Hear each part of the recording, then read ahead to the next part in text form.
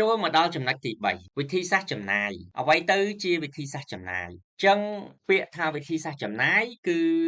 យើងគិតទៅលើការចំណាយរបស់គ្រួសារចឹងយើងដឹងហើយថាគ្រួសារនីមួយៗចំណាយច្រើនណាស់ជារៀងរាល់ថ្ងៃហ្នឹងឧទាហរណ៍ថាចំណាយទៅលើទំនិញងាយខូចទំនិញអីទំនិញងាយខូចហ្នឹងទំនិញងាយខូចនេះមិនមែនទំនិញដែលទិញមកថ្ងៃហ្នឹងស្អែកខូចទេគឺចង់សំដៅទៅលើទំនិញទាំងឡាយណាដែលអាយុកាលវាប្រើបានតែរយៈពេលខ្លីដូចជាអាហារយើងញ៉ាំបានតែមួយពេលពីរពេលគឺវាខូចហើយអាហ្នឹងគេហៅថាទំនិញងាយខូចមួយទៀតចំណាយលើទំនិញប្រើប្រាស់បានយូរទំនិញប្រើប្រាស់បានយូរគឺជាទំនិញទាំងឡាយណាដែលយើងទុកប្រើបានរាប់ឆ្នាំដូចជាទិញទូរស័ព្ទដៃទិញម៉ូតូទិញឡានអាហ្នឹងគឺគេហៅថាទំនិញប្រើប្រាស់ជាប់បានយូរចំណាយទៅលើសេវាកម្មបាទអញ្ចឹងចំណាយទៅលើសេវាកម្មហ្នឹងគឺសេវាកម្មជាច្រើនដែលយើងប្រើរាល់ថ្ងៃហ្នឹងដូចជាទៅលើសេវាកម្មការធ្វើដំណើរកម្សាន្តអីផ្សេងសេវាកម្មទឹកភ្លើងក៏ដូចជាសេវាកម្មមួយចំនួនទៀតដែលយើងប្រើសប្តាហ៍ថ្ងៃហ្នឹងហើយ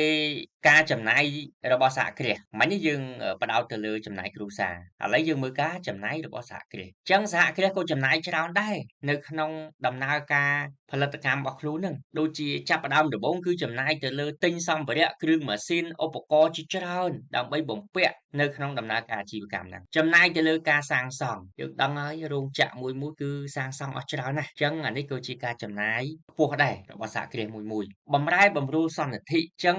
ការបំរែបំរួលសន្និធិនេះគឺជាការបំរែបំរួលនៅក្នុងស្តុកឧទាហរណ៍នៅពេលដែលគាត់ផលិតម៉ូតូមួយឆ្នាំគាត់ផលិត1000គ្រឿងដើម្បីលក់អញ្ចឹងគាត់ផលិតបាន1000គ្រឿងប៉ុន្តែក្នុងឆ្នាំហ្នឹងគាត់លក់បានតែ700គ្រឿងទេហើយការគិតជា GDP ហ្នឹងមិនមែនគិត700គ្រឿងទេគឺគិត1000គ្រឿងដោយសារតែគាត់ផលិតបាន1000គ្រឿងផលិតកម្មគាត់គឺចេញ1000គ្រឿងអញ្ចឹងយើងគិត1000គ្រឿងហើយ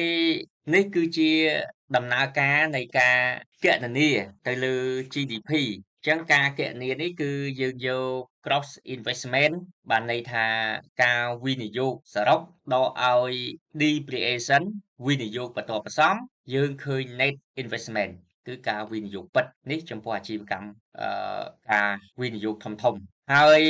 គូកត់សម្គាល់ផងដែរថាការកត់ត្រាគណនាជា GDP គឺគេកំណត់នៅថ្ងៃទី1ខែ1 Stock of Capital ហ្នឹងគឺនៅថ្ងៃទី1ខែ1រហូតទៅដល់បិទបញ្ជីនៅថ្ងៃទី31ខែ12នេះគឺជានីតិវិធីដែលកំណត់នៅក្នុងការរាប់ជា GDP ឥឡូវយើងមើលចំណុចមួយទៀតគឺចំណាយរបស់រដ្ឋាភិបាលមិញនេះយើងបានផ្ដោតសំខាន់ទៅលើចំណាយរបស់គ្រួសារចំណាយរបស់ទៅលើក្រុមហ៊ុនសហគ្រាសឥឡូវយើងមើលចំណាយរបស់រដ្ឋាភិបាលគឺជាអ្នកកំណត់ក្នុងការប្រមូលពន្ធនៅក្នុងការអនុញ្ញាតឲ្យក្រុមហ៊ុនអ្នកវិនិយោគអីផ្សេងធ្វើសកម្មភាពនៅក្នុងប្រទេសហ្នឹងប៉ុន្តែទូនាទីរបស់រដ្ឋាភិបាលហ្នឹងក៏ត្រូវទិញសម្ភារៈទិញទំនិញទិញសេវាកម្មពីអ្នកផលិតពីឈ្មួញហ្នឹងយកទៅប្រើផងដែរយើងមើលរដ្ឋាភិបាលរាល់ថ្ងៃចំណាយច្រើនណាស់ចំណូលដែលប្រមូលបានតាមរយៈពន្ធហ្នឹងគឺស្ទើរតែចំណាយមិនគ្រប់ផងយកទៅ